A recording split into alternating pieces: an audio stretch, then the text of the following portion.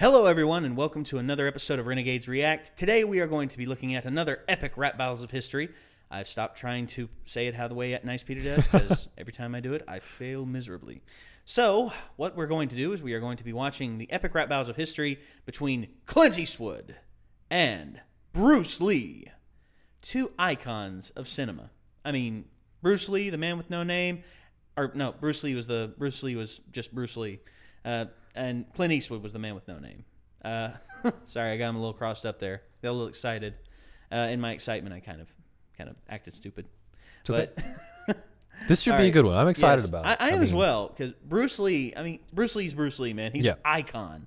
I mean, you say Bruce Lee, you know exactly what the heck people are talking about.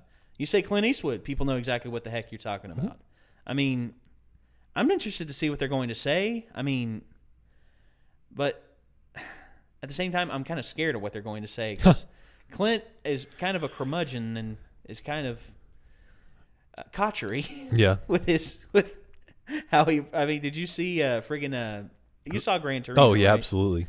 Yeah, I'm just worried what he's going to say about Bruce Lee, because he wasn't afraid to talk shit about. I don't know if they'll just He wasn't afraid. So okay, enough that. Here we go.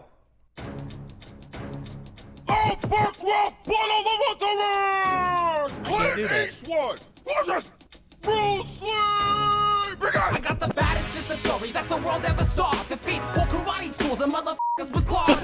You talk more with my fist in your jaw. Don't need words to serve ya, I'ma just say what's wrong. Boss, they're slow as a tortoise. I'm the king of nunchucks. I up Chuck Norris. I invented Jindo, so take my slipper shoe. Here's my two-finger push-up. Kung F you. You see, I got moves like Jagger, but I'll rip through your ass faster than a poo-poo platter. You're in the gym too much, Ringo, perfecting kicks. You should spend more time matching your voice up to your lips. Oh no! I'm gonna switch up, so go ahead and make my iPod. Oh no! Threaten me, Bruce.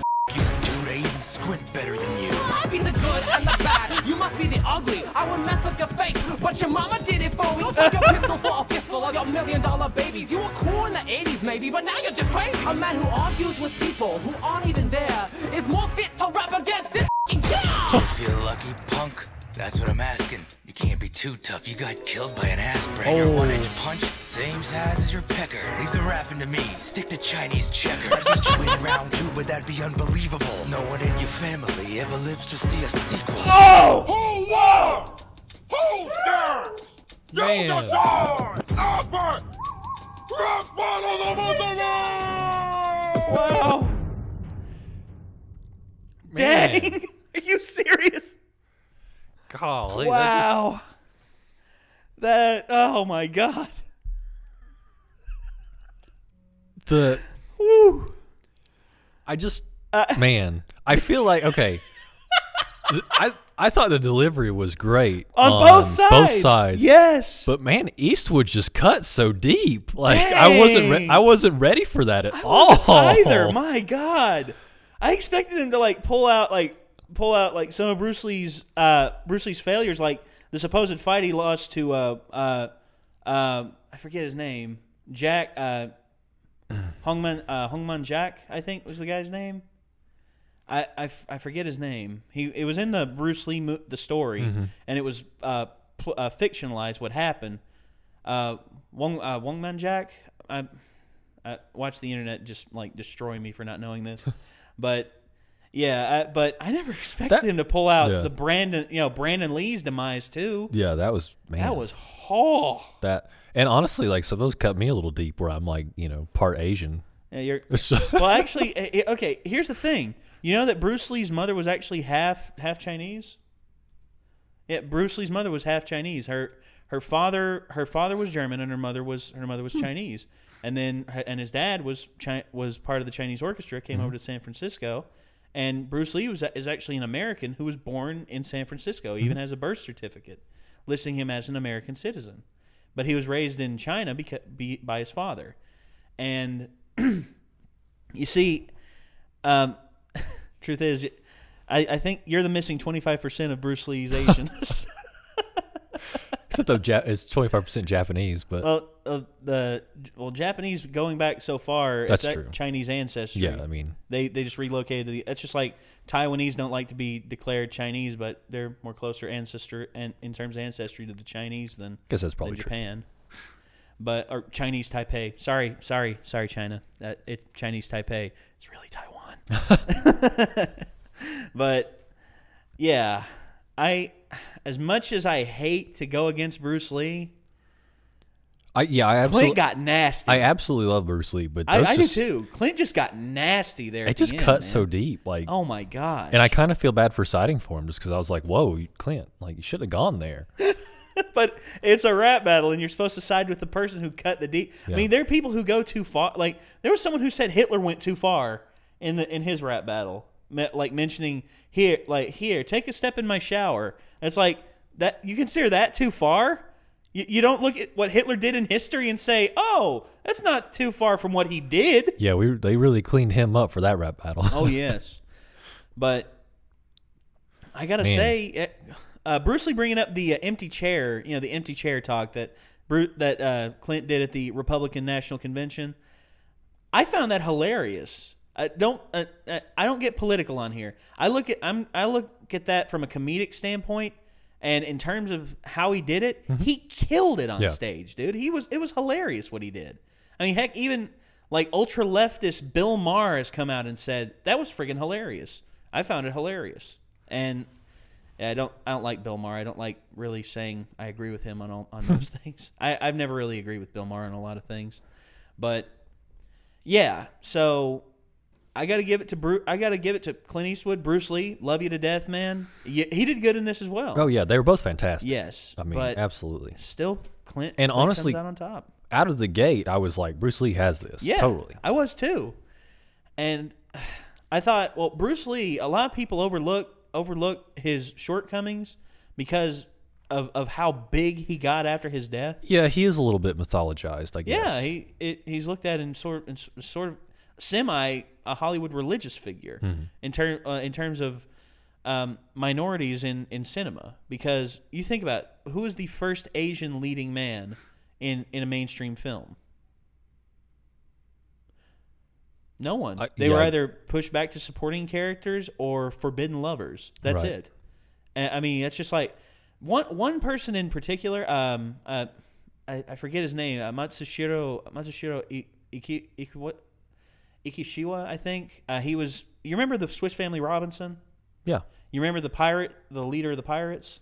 Not really. Well, the leader of the pirates was played by a Japanese actor. Okay. Who was really popular in the United States. He was a really popular actor here in the States because he played the forbidden lovers, and he was never allowed to kiss a white woman on screen because of the laws back then. Well, that's just messed up. No, I know it is. That's how it was. And people say, "Oh, California's supposed to be ultra progressive." Like even back then, no, even back then it was still racist, no matter where you went. And well, I mean, yeah, you saw that. I mean, well, and it's just like nowadays. I mean, you look at protagonists in film. I mean, heck, it's majority white, and well, you're seeing a little bit eke through now and again. I mean, heck, I love oh gosh, what's his name? Denzel. Thank you. Thank myself. I just kind of thank myself there. You're welcome. Thanks, brain. You're welcome. Yeah, but Denzel, honestly, he's probably one of my favorite leading actors ever. And you look at in terms of Asian cinema, in terms of who's really broke through in terms of an Asian in mainstream American film, there are not many. I mean, really think back. I mean, Tony Jaa, he's done pretty good, but he's never really starred in an American film. Yeah. Yeah, it's mostly been just brought over from Thailand. I mean, it's a weird thing. And you see Clint Eastwood. I mean, Clint Eastwood, he's a great filmmaker. I'll say this: I enjoy him as a filmmaker better than I do an actor. I know I'm probably gonna get killed for that as well. No, I mean, because he's a great actor too. But in terms of being a filmmaker, the guy just has such great vision. I was saying, Pale Rider was a cool movie. I mean, any dude that can pull off wearing a purple coat, that's a bad dude. Yeah, I agree with that. But in terms of just directing, friggin' $1 Million Baby, one of the saddest films ever. But still, did you ever see that film? I did not. It's a good film. It's sad and it's heartbreaking at the end, but I'll be damned if that film just wasn't so well made. I mean, just the shots in it and everything was just beautiful. And Clint Eastwood directed that film. He just has a great eye, and he's a great filmmaker. Okay, I've harped on about that enough. But Bruce Lee also a very talented filmmaker, and if he would have been alive and would have finished The Game of Death, I think it would have been a great film. I mean, the scenes they had filmed were amazing. Mm-hmm. I mean, the fight with Kareem Abdul-Jabbar, the fight with the weapons specialist and the nunchucks. I mean, brilliant stuff. And if they would have finished it, if Bruce Lee would have been alive to finish it, I think it would have been probably his best film. It would have been his magnum opus. And for what they did film, I think it is. But as the film that they put out, they put it out later. Mm-hmm. They had someone like as a body double. Yeah. They even went as desperate. They taped Bruce Lee's face to a mirror, and they had a guy sit behind it at the right angle to make it look like he was looking up at the guy. I was just like, no, dude. Yeah. No, don't do that. But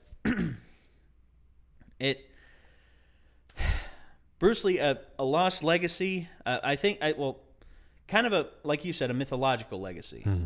But if he would have stayed longer, I think he would have done great. Like, because Enter the Dragon would have been successful if he would have stayed alive or not. I think, because it's a great film by itself. But I think if American audiences would have embraced him more back then, like when he played Kato. Yeah, he was reduced to the sidekick, and not the hero, even though he was more physically fit. Right. I mean, I like the Green Hornet. That was a cool series, though. I did watch that. I did too. Yeah. Yeah, and it's just a touchy subject in Hollywood, minorities on film, and I hate that it is, because truth is, I think everyone deserves a fair shake. Everyone deserves to have a shot, but don't say that in Hollywood, because you'll get blacklisted and they'll say that you're racist. All right. So I think that's going to do it for this episode of Renegades React. I'm going to stop before Hollywood censors this video. I'm just going to end it right there. That's going to be the end of the video. Okay. But just in case, just in case I decide to change it, I just decided to change it up. We'll do an outro. Okay. But if it does work, I'll just stop it there. All right, so that's going to do it for this episode of Renegades React. We hope you've enjoyed what you've seen here. This was once again epic rap battles of history: Clint Eastwood versus Bruce Lee, and it was fun. It was engaging. We sided with Clint Eastwood. Tell us what you think in the comments down below. Let us know who you think won. Until next time, Internet, we'll see you later. Peace out. See ya.